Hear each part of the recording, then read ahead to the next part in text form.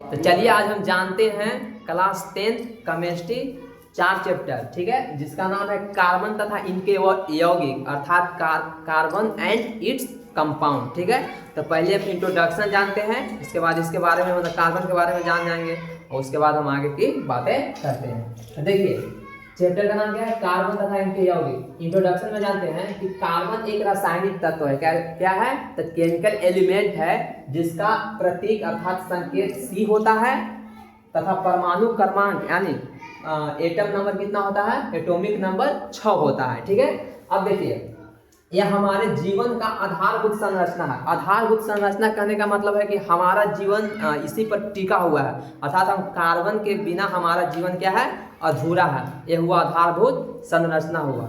ठीक है, अब देखिए यह हमारे चारों तरफ दिखता है। चारों तरफ दिखता है मतलब चारों तरफ पाया जाता है। जैसे मतलब जो क्षेत्र में देखिएगा कार्बन का यूज किया जाता है, जैसे जीवित प्राणी में हम लोग में भी कार्बन पाया जाता है। प्लास्टिक, जैसे प्लास्टिक पॉलीथीन सब बनता है कंपनी में, तो पॉलीथीन कार्बन का यूज करके बनाया जाता है। ठीक है, अब जैसे ईंधन जैसे पेट्रोल किरोसिन ये सब यूज करते हैं, तो आप लोग देखे हो उसकी संरचना सूत्र में कार्बन भी जुड़ा हुआ रहता है, तो वो हुआ कार्बन। जैसे दवा इंडस्ट्री में भी मतलब दवा का बनता है तो उसमें भी कार्बन का प्रयोग किया जाता है। जैसे खाद्य पदार्थ, खाने वाला पदार्थ, ठीक है, ये सब में कार्बन की मात्राएं पाई जाती है। ठीक है, अब देखिए हम कुछ कार्बन की विशेष गुण के बारे में यानी प्रॉपर्टीज ऑफ कार्बन जानने का प्रयास करते हैं। जैसे कार्बन की संयोजकता 4 होती है। कितना होती है? 4 होती है। जैसे देखिए कार्बन की परमाणु संख्या कितनी होती है? 6। इसको अगर हम इलेक्ट्रॉनिक विन्यास करेंगे यानी इलेक्ट्रॉनिक कॉन्फ़िगरेशन करेंगे तो कितना होगा? 2 और 4। इसको स्टेप पूरा करने के लिए जो लास्ट वाला होता है ना, वही क्या होता है, वही होता है आपका संयोजकता यानी वैलेंसी। जिस प्रकार देख सकते हैं आप लोग मैग्नीशियम की, क्या मैग्नीशियम की, तो मैग्नीशियम की परमाणु संख्या कितना होता है? 12 होता है। कितना होता है? 12। तो इसका इलेक्ट्रॉनिक कॉन्फ़िगरेशन कितना हो जाएगा? इसका संयोजकता इलेक्ट्रॉनिक कॉन्फ़िगरेशन हो जाएगा 2। और देखिए दूसरी कक्षा में कितना, पहली कक्षा में 2 होता है। पहली कक्षा में कितना इलेक्ट्रॉन, मैक्सिमम इलेक्ट्रॉन 2। ठीक है, और दूसरी कक्षा में कितना? 8। तो 2 8 कितना हो गया? 10। अब कितने परमाणु कितने इलेक्ट्रॉन घट रहा है? 1। तो यहाँ हो जाएगा 1। तो जो लास्ट वाला होता है ना, वही क्या होता है, वही आपका संयोजकता होता है। ठीक है, तो आपका यहाँ हो गया कि कार्बन की संयोजकता कितनी होती है? तो 4 होती है। अब देखिए इसमें समावयवता की गुण पाई जाती है, इसको बोलते हैं आइसोमर्स। क्या बोलते हैं?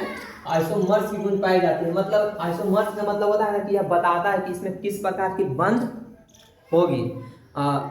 मतलब कहने का मतलब है कि शाखा युक्त होगा कि वलय होगा कि सीधा होगा, इसकी संरचना सीधा होगा। इसमें परमाणु की संख्या कितनी पाई जाती है? ये होती है समवयवता।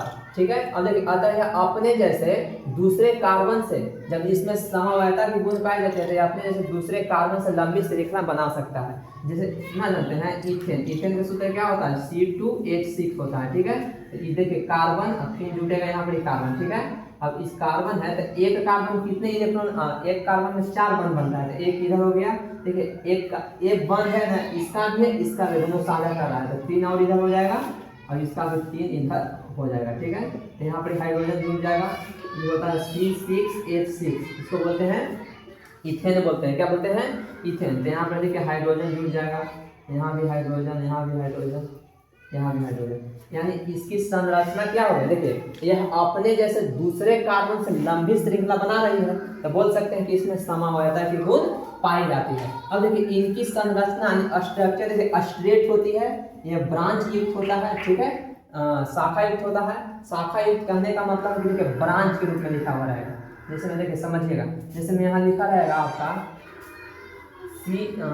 कार्बन, यहाँ पर CH रहेगा, फिर यहाँ पर रहेगा CH3 रहेगा और यहाँ पर ही CH3 जुड़ जाएगा, यहाँ पर Cl कोई तत्व भी जोड़ सकते हैं। ठीक है, तो यह ब्रांच युक्त होता है। और देखो वलय के मतलब होता है ना, वलय के मतलब होता है, देखिए जैसे मान लीजिए बेंजीन के जानते होंगे, इसका होता है देखिए ऐसे होता है बेंजीन।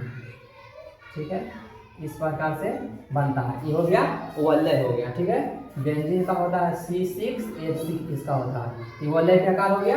ठीक है, अब देखिए कार्बन के बहुत रूप होते हैं जिसके कारण इसको बहुरूपता के गुण पाया जाता है। कार्बन में बहुरूपता के गुण पाया जाता है जिसके बहुरूप होता है, इसको बोलते हैं एलोट्रॉप्स बोलते हैं। ठीक है, जैसे में देखिए बहुरूप मतलब बहुत सारे इसका रूप होता है, बहुत सारे मतलब हीरा के रूप में कार्बन मिलेगा आपको। हीरा कैसा तत्व है, देखिए लिख दिए कि सबसे कठोर तत्व है। कैसा तत्व है, सबसे कठोर क्या है, हीरा है। अब ग्रेफाइट क्या है, तो ग्रेफाइट में भी कार्बन पाया जाता है। तो ग्रेफाइट क्या है, विद्युत का सुचालक होता है। देखिए ग्रेफाइट एक अपवाद है, क्या है, अपवाद है जो अधातु होते हुए भी इसमें क्या होता है, विद्युत का क्या होता है, चालन करता है, मतलब विद्युत का सुचालक होता है, अर्थात उसमें विद्युत आसानी से प्रभावित हो जाता है, जो आप पेंसिल में देखते हैं बनता है पेंसिल। अब देखिए कोयला, तो कोयला में क्या होता है, कार्बन की मात्रा पाया जाता है। अब एक है फ्लूरीन, क्या है, फ्लूरीन, इसका नैनो संरचना। ठीक है, आपको हम आगे अगले वीडियो में आपको हम बताएंगे कि नैनो होता है। ठीक है, इसकी नैनो संरचना कैसी होती है। और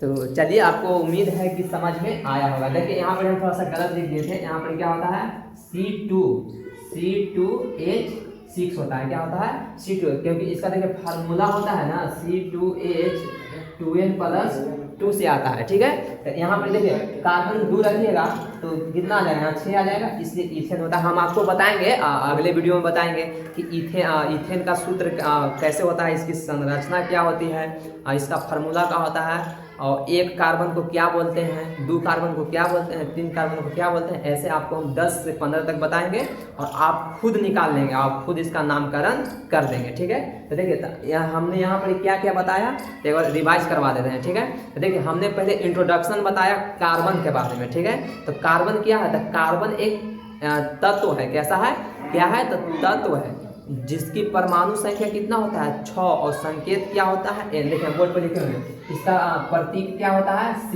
और परमाणु क्रमांक कितना होता है, 6। अब देखिए किसमें पाया जाता है, तो जीवित प्राणी में पाया जाता है, प्लास्टिक में पाया जाता है, ईंधन में पाया जाता है, दवा और खाद्य पदार्थ में पाया जाता है। इंपॉर्टेंट। ठीक है, अब देखिए कार्बन की संयोजकता कितनी होती है बाबू, तो 4 होती है। कितनी होती है, कार्बन की संयोजकता 4 होती है। ये भी इंपॉर्टेंट बात है।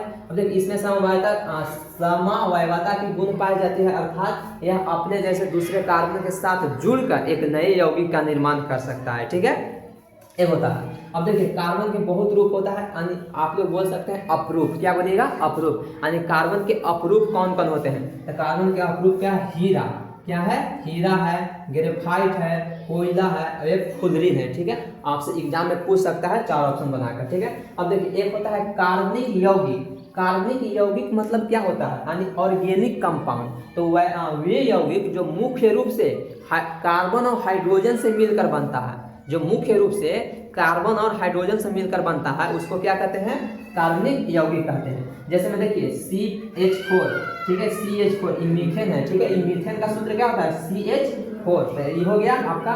और इथेन क्या होता है, C2H6, और देखिए C2H5OH, ये क्या है, इथेनॉल इसको बोलते हैं। क्या बोलते हैं, इथेनॉल। तो देख सकते हैं यहाँ पर कार्बन और हाइड्रोजन मिला।